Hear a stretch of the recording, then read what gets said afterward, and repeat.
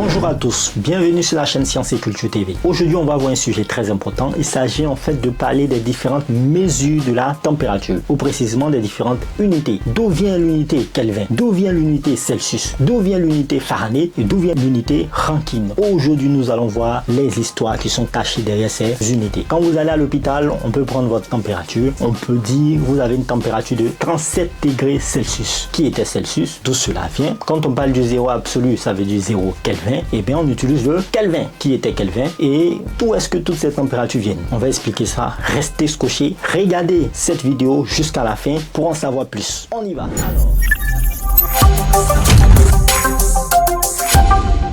Alors, imaginez-vous qu'on plonge là maintenant au 19e siècle.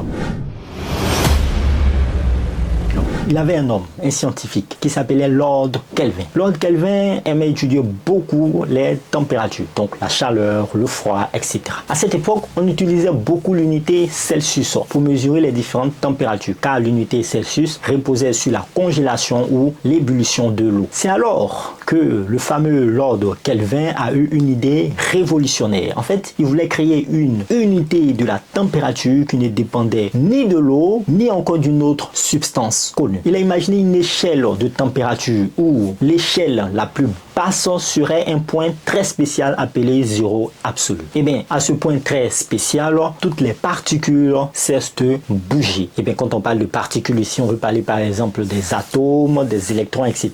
Lorsqu'ils atteignent cette température, personne ne bouge. Aucune particule ne bouge. Comme si tout en fait était un peu figé dans le temps. À partir de là, Lord Kelvin a décidé que ce point spécial appelé zéro absolu mesurerait 0 Kelvin. Et il ne s'est pas arrêté là. Il a fait une correspondance où chaque degré Celsius avait son équivalence en Kelvin. Exemple, 0 degré Celsius équivaut à 273,15 Kelvin. Pour rendre son idée encore plus précise, les scientifiques ont plus tard utilisé une constante mathématique très importante appelée la constante de Boltzmann. Oui, Boltzmann. En fait, cela leur a permis de définir exactement comment mesurer les Kelvin en fonction de la température du point triple de l'eau. Où l'eau peut coexister sous sa forme liquide, sous sa forme solide et sous sa forme gazeuse. C'est ce qu'on appelle le point triple de l'eau. Aujourd'hui, l'échelle Kelvin est utilisée un peu partout. D'ailleurs, dans le système international, l'unité internationale de la température, ce n'est pas le degré Celsius, ni le degré Fahrenheit, ni encore le Rankine, mais c'est bel et bien le Kelvin. On va passer maintenant à la deuxième unité. Quelle est l'histoire qui se passe derrière ou qui se cache derrière? On y va.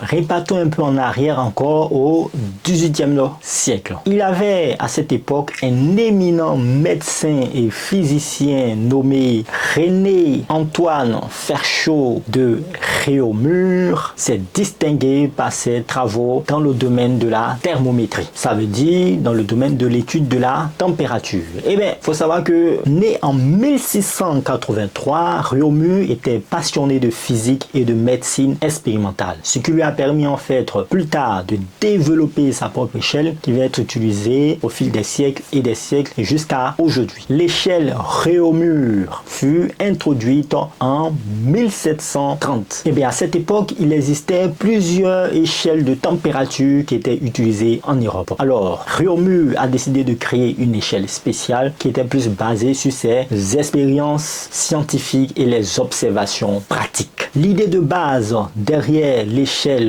Réaumur était de fixer le point de congélation de l'eau pure à 0 degré Rankine. Ce point correspond à la température à laquelle de l'eau se transforme en glace. Ensuite, il a fixé le point d'ébullition de l'eau à 80 degrés Rankine. C'est le point où l'eau se transforme en vapeur ou encore se transforme sous forme gazeuse lorsqu'il commence à bouillir. Donc c'est le point d'ébullition de l'eau. Cette échelle était très facile à utiliser et à reproduire, ce qui la rendait en fait populaire auprès des scientifiques et des autres météorologues. Elle était particulièrement courante en France et dans les autres régions de l'Europe tout autour du XVIIIe siècle. Cependant, malgré ses nombreuses utilisations et ses nombreux avantages, l'échelle Réaumur a été remplacée par l'échelle Celsius, qui était plus largement adoptée et utilisée dans le monde entier. L'échelle Rankine est devenue alors obsolète écrite au fil du temps, mais il faut remarquer qu'elle a laissé une empreinte indélébile dans l'histoire de la science. On va passer maintenant à une autre température.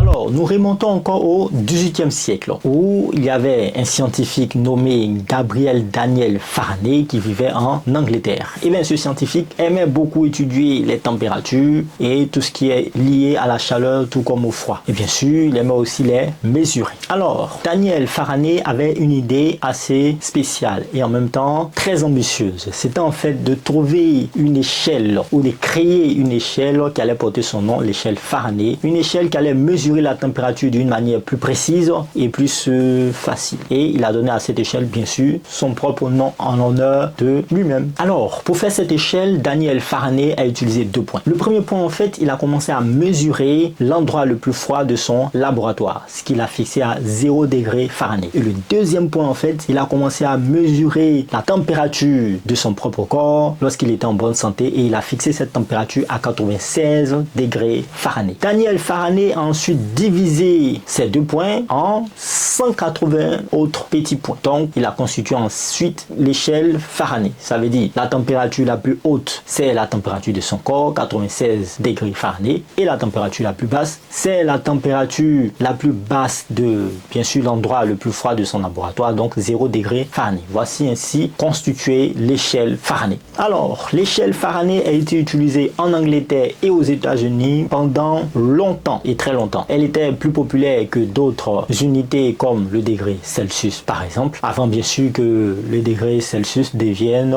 universel et bien sûr courant. Aujourd'hui, même si l'échelle Fahrenheit n'est plus utilisée dans le monde entier, mais elle reste quand même courante dans certains pays comme les États-Unis. D'accord? Passons maintenant au degré que nous connaissons le plus, le degré Celsius.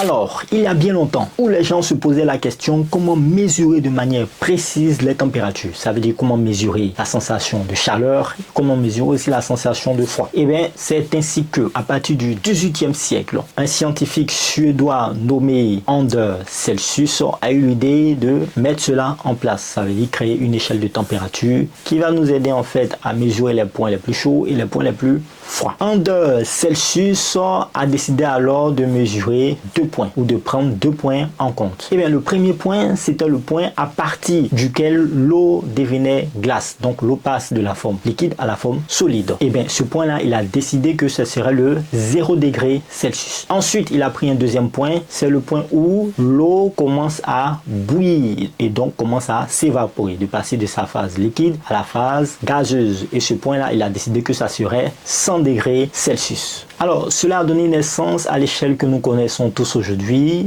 le degré Celsius. Par exemple, 10 degrés Celsius est plus chaud que 0 degrés Celsius et 0 degrés Celsius est plus froid, par exemple, que 20 degrés Celsius. Alors, l'échelle Celsius a été rapidement employée et utilisée dans tout le monde entier. Voilà, des cuisines, au laboratoire scientifique ou encore dans le domaine de la météorologie, on trouvait que cette unité était plus adaptée, plus facile à utiliser. Au fil du temps, les scientifiques ont travaillé sur cette échelle afin de développer encore plus cette échelle en bien sûr apportant certaines connaissances nouvelles et en utilisant des instruments plus sophistiqués pour avoir plus de précision et pour avoir plus de détails sur la mesure des différentes températures en degrés Celsius. Alors, le degré Celsius est dans notre vie quotidienne. Quand on va à l'hôpital, lorsqu'on mesure la température de notre corps, c'est en degrés Celsius. Dans la cuisine également, lorsque on veut prendre la température d'un repas ou encore d'un aliment qui est au feu, c'est en degrés Celsius. Dans les laboratoires de chimie ou de physique, etc.,